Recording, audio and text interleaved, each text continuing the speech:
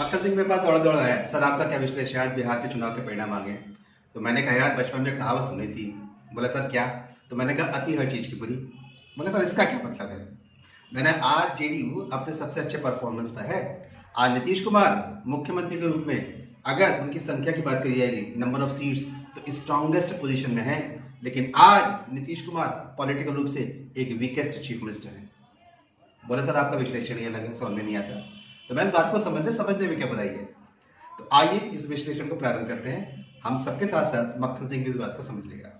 तो नमस्कार, मैं चंद्रशेखर स्वागत करता हूं एमआई के इस प्लेटफॉर्म पर, जहां पर आज हम राजनीतिक चर्चा में बिहार के चुनाव का चुनावी विश्लेषण करेंगे। और हम दिल्ली से बिहार की ओर और बिहार से दिल्ली की ओर जाएंगे। बिहार के अंदर हम अपने चुनावी विश्लेषण को नहीं समेट रहे हैं।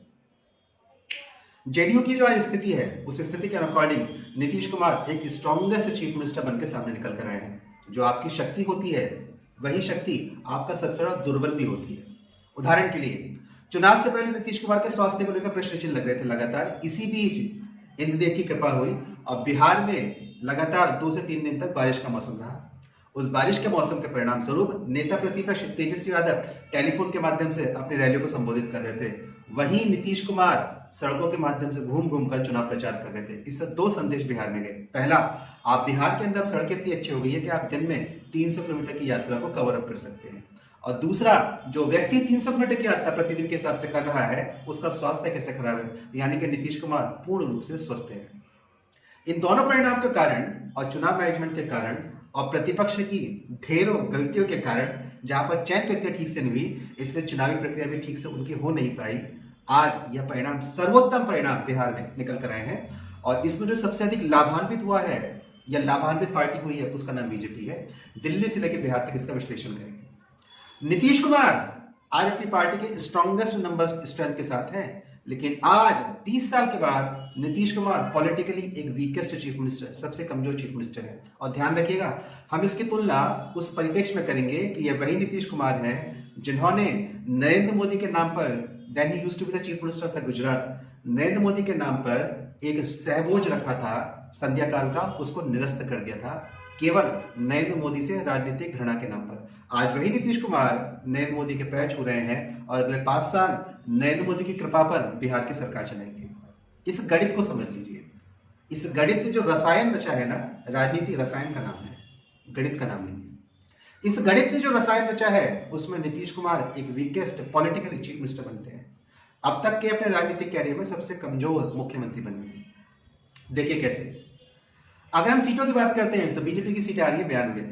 इसके साथ ही रामविलास पासवान में चिराग पासवान की पार्टी की सीटें आ रही है लगभग 20। तो 92 और 20 हो जाते हैं कितने? 112। बिहार में बहुमत का आंकड़ा कितना है? 122। मैं आपसे ये कह रहा हूं, बीजेपी बिना जेडीयू की सरकार बनाने वाली है। बिहार में बहुमत का आंकड़ा कितना है? 122। आरएलएसपी की सीटें आई हैं 4, हम की सीटें आई हैं 5, कुल मिला के हो गई 9। 112 और 9 121। अब ये ना कहिएगा कि बीजेपी 2 एमएलए को एडजस्ट नहीं कर सकती है। एक बात। दूसरी बात, जेडीयू की टोटल कितनी सीट आई है? तो जेडीयू की सीट आई है टोटल 84। और इसके साथ ही राजद की कितनी सीटें आई हैं? तो राजद की सीट निकल के आ रही है लगभग 24। इसको आप जोड़ देते तो आंकड़ा बैठता है 108। इसके बाद की संख्या कहां से आएगी? और क्या अगर जेडीयू में नीतीश कुमार पलटी मारते हैं तो वो चीफ मिनिस्टर बनाएंगे तेजस्वी यादव को, वो भी डेप्यूटी चीफ मिनिस्टर?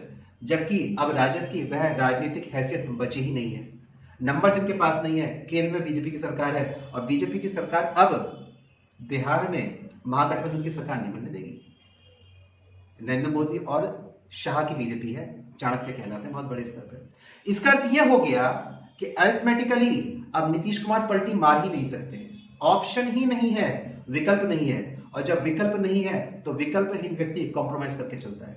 एक बात। दूसरी बात, अब उनके मंत्रिमंडल में जितनी प्रतिशत संख्या उनके मंत्रियों की पार्टी, उनकी पार्टी से मंत्रियों की होगी, उतनी प्रतिशत संख्या बीजेपी के मंत्रियों की भी होगी। और इसके साथ ही मंत्री पद में 2 से 3 मंत्री पद लोक जनशक्ति रामविलास पार्टी में चिराग पासवान की पार्टी को मिलेगा, 1 से 2 पद हमको मिलेगा और 1 मंत्री पद आरएलएसपी को मिलेगा।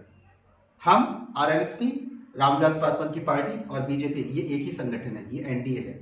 इसका अर्थ हो गया कि नीतीश कुमार के मंत्रिमंडल में उनके मंत्रियों की संख्या ना होकर बीजेपी और एनडीए के मंत्रियों की संख्या अधिक होगी, माइनस जेडीयू। तो मुख्यमंत्री जेडीयू का, लेकिन सरकार एनडीए के मंत्रियों की, मेजोरिटी एनडीए के मंत्रियों की। और इस एनडीए का जो प्रतिनिधित्व करती है वह बीजेपी है। तो बिहार में अब अप्रत्यक्ष रूप से बीजेपी की सरकार चलेगी, भले ही मुख्यमंत्री नीतीश कुमार होंगे। अब दिल्ली से छलांग, बिहार से छलांग लगाते दिल्ली की ओर, और दिल्ली का गणित समझ लीजिए। दिल्ली में बीजेपी के पास टोटल 240 सीट हैं, एनडीए की संख्या जो है वो तो 293 है। अब इसमें जो सबसे बड़ी सहयोगी दल आती है वो आती है टीडीपी 16 आंध्र प्रदेश से। इसके बाद दूसरी सबसे बड़ी दल आती है जेडीयू 12 मेंबर ऑफ पार्लियामेंट के साथ, अपनी जेडीयू बिहार वाली। इसके बाद आते हैं 7 member of parliament Shiv Sena Shinde group Maharashtra. अब ना तो टीडीपी सॉरी ना तो जेडीयू अब एनडीए से अलग हो सकती है, अब मजबूरी है एनडीए में रहना, क्योंकि बिहार में पलटी नहीं मार सकते। और अगर सरकार में रहना है तो आपको बीजेपी के साथ रहना है, क्योंकि बीजेपी अब बिना जेडीयू के सरकार बना सकती है, जेडीयू बिना बीजेपी की सरकार नहीं बना सकती। और अगर आप सरकार से बाहर निकल गए तो आपका राजनीतिक अस्तित्व समाप्त हो जाएगा, और यहां से बीजेपी को नया स्पेस मिल जाएगा जिसमें वो कहेंगे कि नीतीश कुमार हमको धोखा देके बाहर निकले हैं, इसलिए नीतीश कुमार के वोटर, ये इनका अंतिम चुनाव था, जैसा कि उनका स्वास्थ्य उम्र बताती है, अब उनका वोटर उनकी तरफ मुड़ेगा भी नहीं, उसकी पहली चॉइस बीजेपी होगी। क्योंकि चाहते हुए ना चाहते हुए पिछले 25 सालों से बीजेपी के बटन के आगे वो अपने अंगूठे की छाप लगा रहा है, यानी कि मानसिक रूप से बीजेपी को वोट देने के लिए तैयार है। एक बार अब अगर टीडीपी भी वहां से निकलती है तो भी सरकार स्थिर रहेगी, और जेडीयू वहां से निकल नहीं सकती है, क्योंकि टीडीपी के निकलने के बाद 293 में से अगर आप 16 भी घटाएंगे तो 277 मेंबर ऑफ पार्लियामेंट बचते हैं। इसका दूसरे दलों के मेंबर ऑफ पार्लियामेंट को अरेंज करने बीजेपी को समय लेगा। इसका अर्थ यह हो गया कि बिहार के चुनाव परिणाम से दिल्ली की सरकार स्थिर हो चुकी है। भले ही बीजेपी का 240 मेंबर ऑफ पार्लियामेंट है, लेकिन दिल्ली की सरकार अब स्थिर हो गई है। उसमें जो एक थोड़े बहुत इफ एंड बट का खेल था ना, वह भी समाप्त हो गया है। टीडीपी अगर निकल भी जाती है तब भी बीजेपी सत्ता में रहेगी, क्योंकि जेडीयू का अब कंपल्शन है बीजेपी का सत्ता में बने रहना। और अगर जेडीयू में नीतीश कुमार भी डिसाइड करते हैं तो जेडीयू धड़ाक से टूट जाएगी, क्योंकि सबको पता है कि अब नीतीश कुमार का राजनीतिक अवसान है, इसके बाद नीतीश कुमार की राजनीतिक क्षमता बची नहीं है। और इस स्थिति में जो मेंबर ऑफ पार्लियामेंट और जो एमएलए अपने लाखों करोड़ों रुपए खर्च करके पहुंचते हैं वो रिस्क नहीं लेते हैं, और सबको सत्ता चाहिए, और सत्ता में इसमें बीजेपी रहेगी, सामने कांग्रेस से सरकार बना नहीं सकती है। तो अब इस देश की पूरी केंद्र की सत्ता में धुरी, टिकाऊ धुरी के रूप में बीजेपी आ गई है।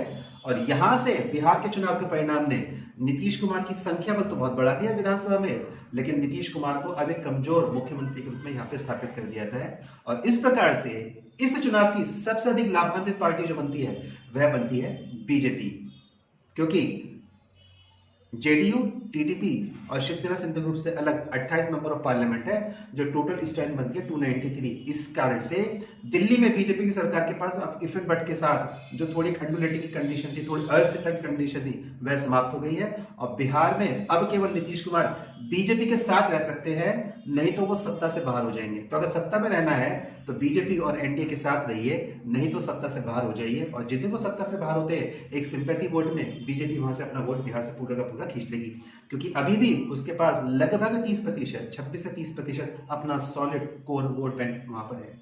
इस प्रकार आज जो सबसे अधिक लाभान्वित पार्टी हुई है बिहार चुनाव परिणाम के बाद, वह बीजेपी है, और दिल्ली से लेकर बिहार तक स्थिर हो गया है। अब इसका राष्ट्रीय परिप्रेक्ष्य में और कुछ देख लेते हैं। बिहार पश्चिम बंगाल से अपनी संस्कृति और भाषा बोली को साझा करता है। बिहार बहुत बड़े स्तर पर आपको पश्चिम बंगाल में मिल जाएगा। इसका सीधा प्रभाव बिहार और पश्चिम बंगाल के सीमा क्षेत्रों पर पड़ेगा। उत्तरी बंगाल जो कि अपने आप में बीजेपी का गढ़ है, और अब ये सीमांत बंगाल बीजेपी का नया गढ़ बनेगा। और अब अगला टारगेट बीजेपी का पश्चिम बंगाल है, और पश्चिम बंगाल जीतते ही बीजेपी एक पैन इंडिया पार्टी बन जाएगी। तो कहते हैं उसके लिए जो पूर्व का द्वार बंद है, वो पूर्व का द्वार भी खुल जाएगा। बस अभी केवल एक राज्य बचेगा, तमिलनाडु, क्योंकि केरला में बीजेपी अपनी ठीक स्थिति में आ रही है।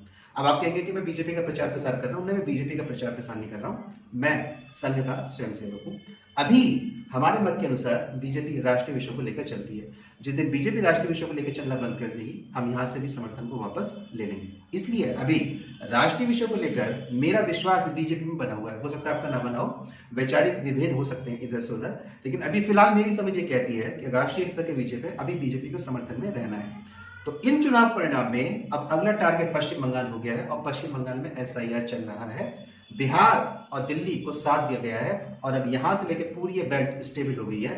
अब पश्चिम बंगाल जीतना कोई बड़ी चुनौती अब बीजेपी के लिए नहीं बचा है। बस चुनाव प्रबंधन बहुत अच्छे तरीके से करना होगा, जैसा कि बिहार में कहा था। तो बिहार के चुनाव परिणाम ने पूरी केंद्रीय राजनीति को स्थिर कर दिया है और नीतीश कुमार अधिक संख्या बल के साथ होते हुए भी अब तक के सबसे बिहार के क्षेत्र में अपने राजनीतिक कैरियर में सबसे कमजोर मुख्यमंत्री सिद्ध होंगे। नमस्कार।